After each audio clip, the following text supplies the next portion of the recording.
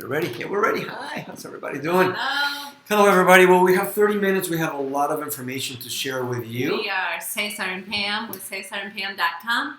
Grow your business without selling your soul, your family, or your health in the process.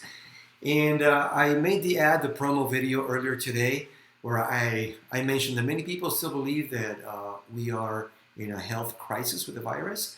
We're definitely under a financial crisis. We're going to talk about that too. But there's also a double standard that we want to talk about. And we welcome your comments. And we have a lot of information we'd like to share because we want to tell you what to do for your family. And if you have your own business, your home-based business, if you're an entrepreneur like we are, it's actually a great time to continue growing your business without fear. And we're going to talk about it. A lot of the sources I'm going to use come from Heather McDonald. She's a fellow at the Manhattan Institute, contributor and editor of City Journal, lives in New York City. She graduated from Yale University, MA in Master's from Cambridge University, also law school from Stanford University. And she's talking about these three subjects, as I mentioned. The first one being about the health crisis.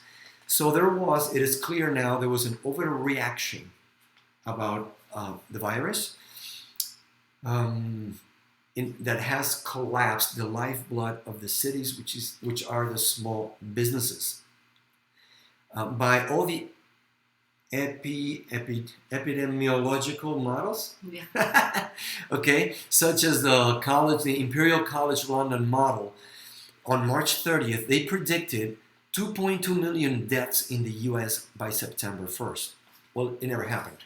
We have another video where we talk about a little bit more of the science and the numbers of how this virus is comparable to the flu in the numbers. And what has happened is that we have observed an unprecedented display of power by the government. There are three actors in the story that we're going to talk about today. One, politicians. Number two, health experts. And number three, the media. We have found the enormous peer pressure that has been created worldwide for politicians and for leaders and for media outlets to communicate a message. We're going to analyze that a little bit. It is the first time where public officials have required millions of lawful businesses to shut their doors, throwing tens of millions of people out of work in the U.S. and hundreds of millions worldwide. And they did so at the command of these three groups: politicians, health experts, and media leaders. Here's the deal. So we heard about the common virus that was going to take over, and we have to be careful, right? But as new information started coming out, there was no balancing of what could have happened to the economy if we just completely shut everything down. And there's still a lack of understanding, I believe, of the long-term consequences of shutting down the economy. Arbitrary distinctions were made. Okay, we're going to let these businesses are essential and these are not. Well, to the worker, to the business owner, it's essential. But they started arbitrarily deciding wine outlets, wine stores, pot dispensaries can open up. Large grocery stores can open up, but not small ones. So the smaller businesses suffered the most. Medical offices were supposed to be shut down. So a lot of elective medical procedures started causing a lot of serious medical problems and deaths. Then we also have all the intangible effects of being shut down, of losing their job: depression rates, suicide rates, substance abuse, violence, domestic abuse, sexual abuse, all those things that also are not being carefully measured and weighed with shutting down the economy.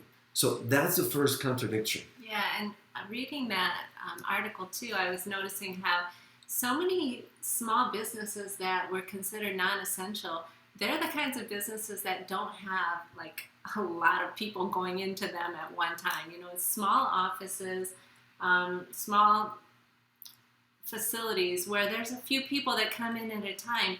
And we're saying, no, those have to be closed and no one can work there. But we have these large businesses, I mean Walmart or whatever, but where a large number of people, even though it's a limited number, it's way more people that are coming together in those areas than some of these smaller businesses, and it really doesn't make sense.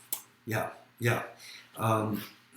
Then we started, as time went by the middle of March, 2 weeks before the Imperial College model was published, Italian health data showed that the coronavirus was terribly lethal to a very small subset of the population, the elderly infirm, and a minor health problem to nearly everyone else who was not already severely ill. I mean, 25% of all deaths in the U.S. come from nursing homes. So now we turn the attention to nursing homes, as tragic as it is to lose someone. But how many of those, and we talked about that on our previous video, had comorbidity factors, other health issues that they already had? In Italy, for example, the median age of people that were dying was 80, and they died with nearly 3 comorbidities, such as heart disease and diabetes. The lead author of the Imperial College model has admitted that up to 2/3 of all COVID fatalities would have died from their comorbidities by the end of 2020 anyway.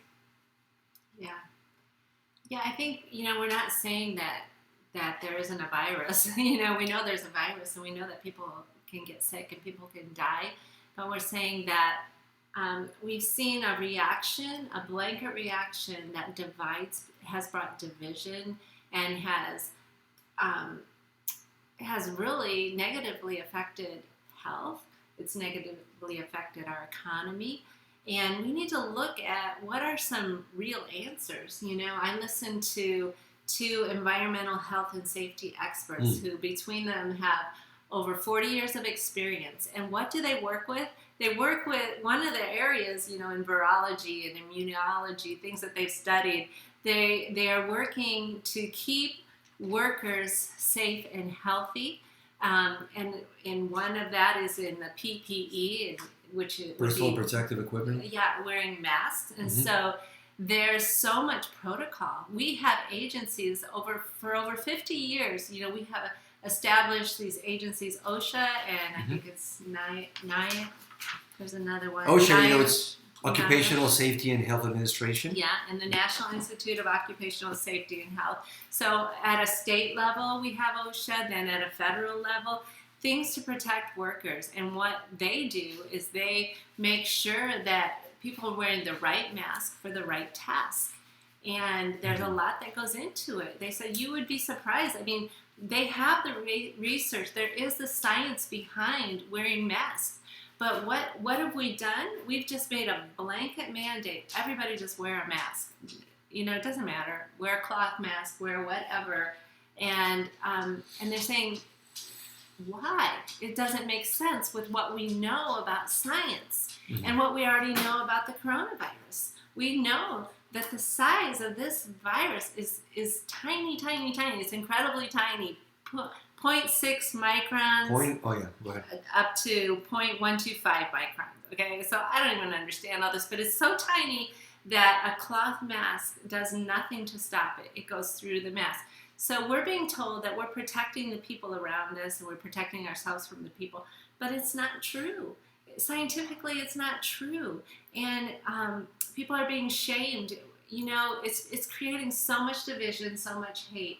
And it doesn't make sense. This is what these ladies were saying. It doesn't make sense because there's so much behind the science of personal protective equipment, wearing a mask. It's not just everybody put on a mask. That's why we have OSHA, because people were wearing masks and dust masks and working around particles and in their jobs where they were getting cancer, they were dying of respiratory diseases because they weren't wearing the right mask or there wasn't the right situation.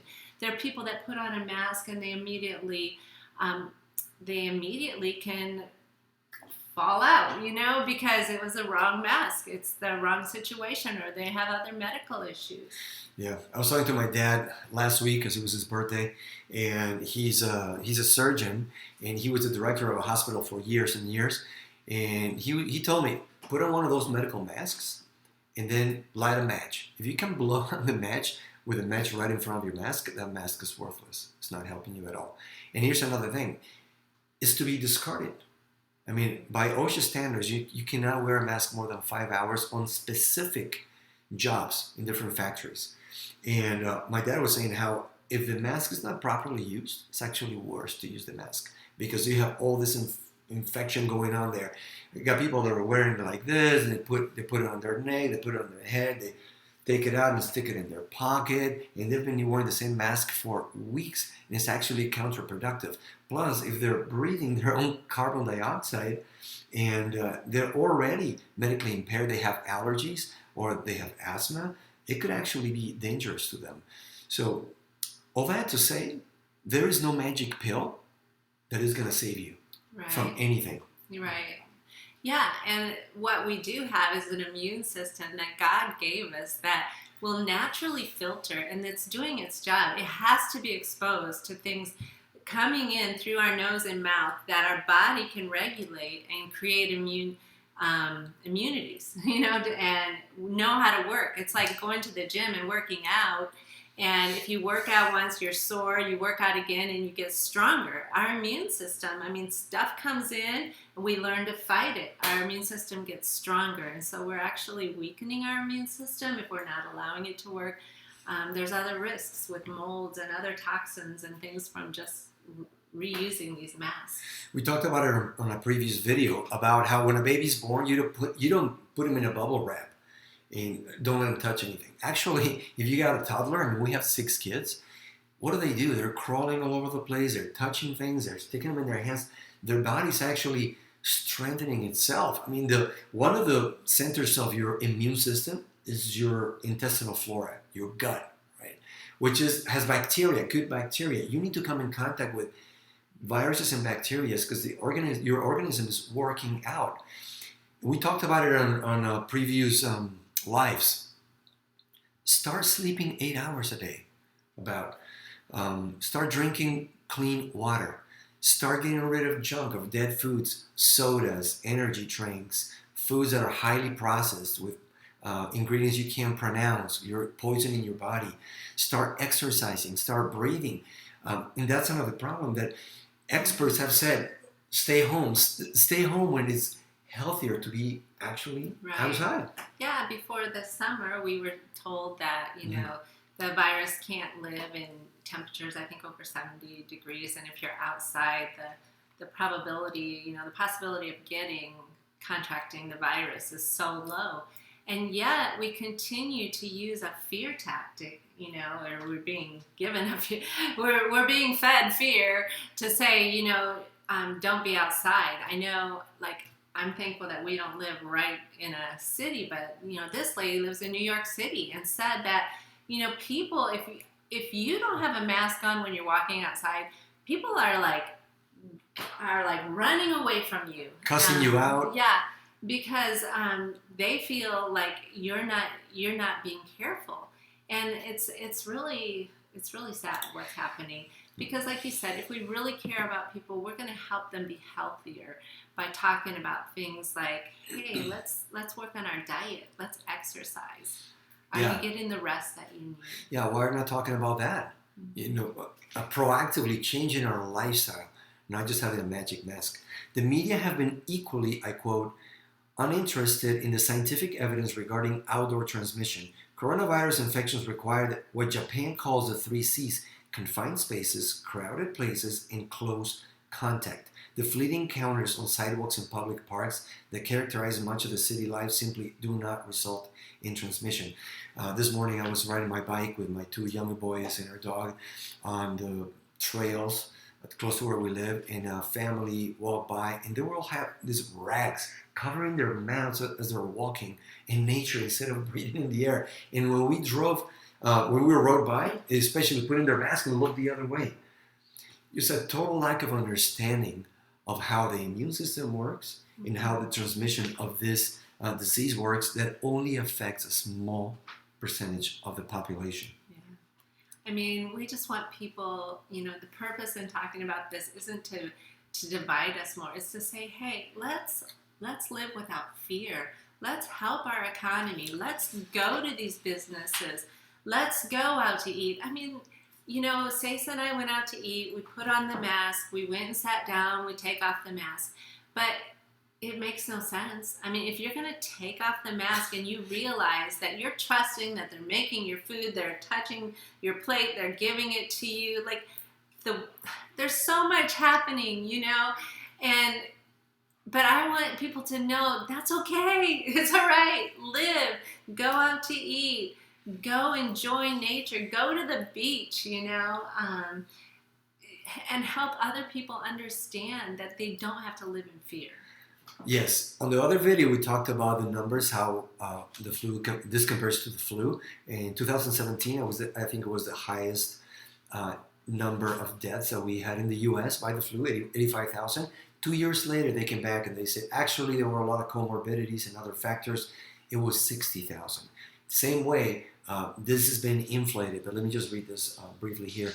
While the U.S. death toll from the coronavirus has been demographically circumscribed and lower than the previous flu pandemics of 1968, 1956, and 1918, when adjusted for population, the economic toll has cut across every sector of the country in every population group. Whole industries have seen their capital wiped out overnight. And that's a problem. Leaders, political leaders, health leaders, and media outlet leaders, they are considered essential business, so they are not affected. They're not in jeopardy of losing their jobs. So they can say, hey, let's shut down the economy and see what happens, without understanding that you can't just magically restart it again. Check this out. Despite a better than expected employment report in early June, the long-term effects of the shutdowns and the continuing mandates to socially distance will prevent a full economic recovery for years to come.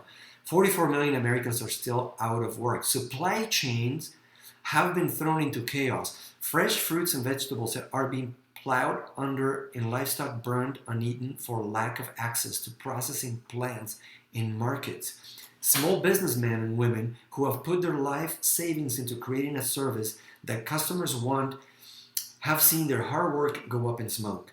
Without rent for the retail tenants, commercial landlords can't pay their taxes. City budgets have been decimated. The additional $8 trillion in public debt taken on to try to substitute for the private economy will depress opportunity for generations. There was an oversight, a huge oversight, an oversimplification, saying nothing's going to happen. We'll just shut down. We're going to give stimulus checks for a short period of time. We're going to go into debt, which we know that the printing of money just creates more inflation. And then magically, when we're ready, we'll come out. And it's being used as a political tool to not re-elect a candidate or to elect a new candidate. Yeah, and then, can I bring up the other problem that's going on in the United States? We talk about being divided. And as soon as it seemed like, people were getting less fearful about the coronavirus, we had the incident with racism with George Floyd and a terrible death, and a situation where we all do not want, but what happened? I just want to look at, here we've been saying we can't gather, churches stopped gathering, everyone stopped getting together, and then we had protests going on, and all of a sudden, whereas you can't go to church and be with more than just different numbers in different states, but 50 people, 100 people, but you can be in a protest with thousands of people, and just that things aren't making sense, Hello, double standard. So those are the points, right? They're saying, hey, be careful with this deadly virus, all of the population, but it is affecting the economy. But now this terrible situation took place, and millions of people want to go out and protest, and all of a sudden there's a double standard. I'm going to quote again here. Anyone who warned that the effects of the lockdowns would be more devastating than anything the coronavirus could inflict was accused of being a heartless capitalist who only cared about profits. But to care about the economy is to care about human life, since the economy is how life is sustained. To the workers of a particular business, that business is essential. In May, politicians started inviting few scattered sectors of the economies to open, arbitrarily deciding again which ones should open and which ones shouldn't. But then, two things. Number one, cities that are densely populated like New York, the 6-foot rule is going to be impossible to implement. Small businesses, small shops, restaurants cannot possibly impose that rule because it's like saying, telling a business, the best case scenario, you're going to sell 50%. Well, right now, 30%, many of the stores are opening up. Being forced by a politician that doesn't understand how the economy works. A World Health Organization that doesn't care, or doesn't understand how the economy works. Elevators in New York City where now it's bigger than the 6-foot rule and still one person per elevator. How's that going to slow down a city where there's so much human contact? And that is just in the US. I'm thinking about all Latin American countries that I know where I've been to. And all of a sudden they're being forced to operate at a smaller percentage of what they could before to be, just to survive, just to be profitable. Number one. And number two, we're seeing the double standard here by all of a sudden, when all these people want to protest, it's okay for them to do that. I'm going to read here from nearly 1,200 of the same medical health experts, including from the CDC, the Center for Disease Control, signed a public letter supporting the unsocially distanced protests on the grounds that white supremacy is a lethal public health issue that predates and contributes to COVID-19. Yeah. It's just we're not amazing. saying people shouldn't protest. What we're saying is we shouldn't be mandating that we cannot be together in our places of worship and any other situation, in our businesses, because there is no, it's not integral. There's no integrity, to the decisions being made. So I really thought, what are we going to say when we talk about this that gives people hope? What we need to say is stop living in fear. We need to be the ones that, if you have a relationship with our living God and we know that He's with us and He's for us and in Him we have our life, then we need to live and we need to help people, not walk in fear all the time, not be afraid to be outside, not be afraid to go to a store, to go to a restaurant, to go travel up to the mountains, to go to the beach. It's going to make you healthier. Think about the things that you can control for your health. And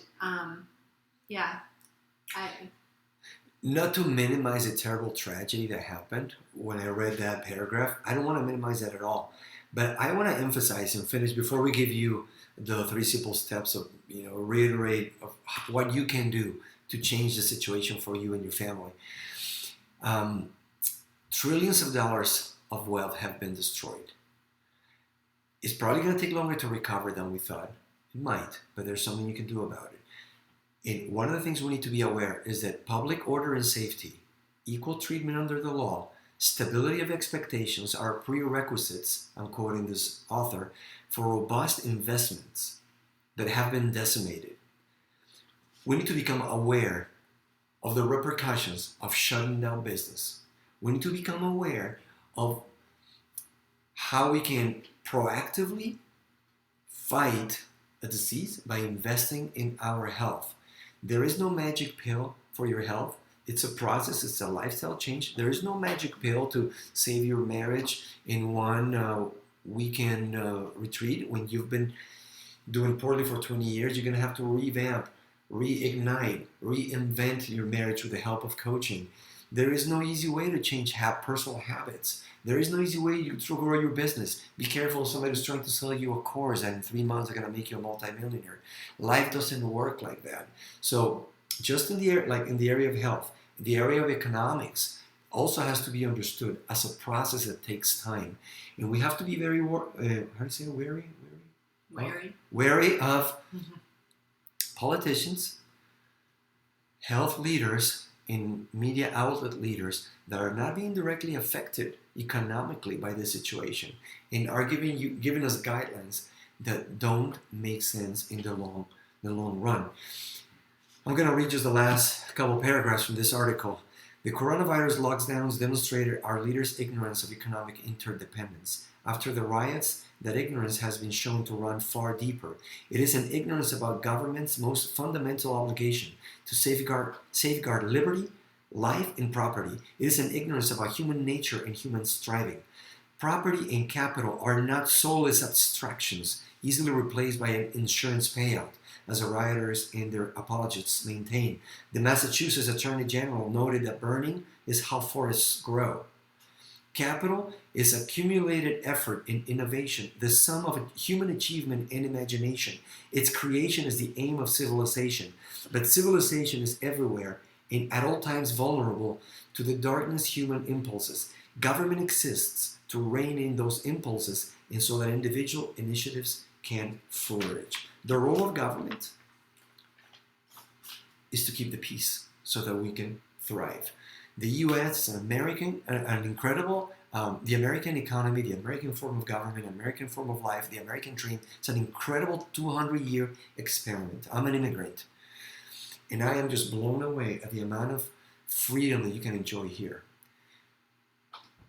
If we are just allowed to learn for ourselves how to invest into our health, as we have shared with you in past episodes, if we're just freely allowed to create businesses, to continue to consume from each other change goods and services, and are free to invest in businesses, in products and services, to sell and to buy, to travel, the economic natural laws will start working to activate the economy again. And the natural laws of how God created our bodies will start reigniting your body again. So run to God, like you say, Pam, that's my advice. Perfect love casts out all fear, says the Bible. And in God we can trust that He's on our side, that He gave us bodies that are able to fight disease if we invest into our immune system, that gave us creativity. I mean, we were made in God's image and likeness. He created the universe out of nothing. He gives the ability to create. We are like Him in that. We can create out of nothing.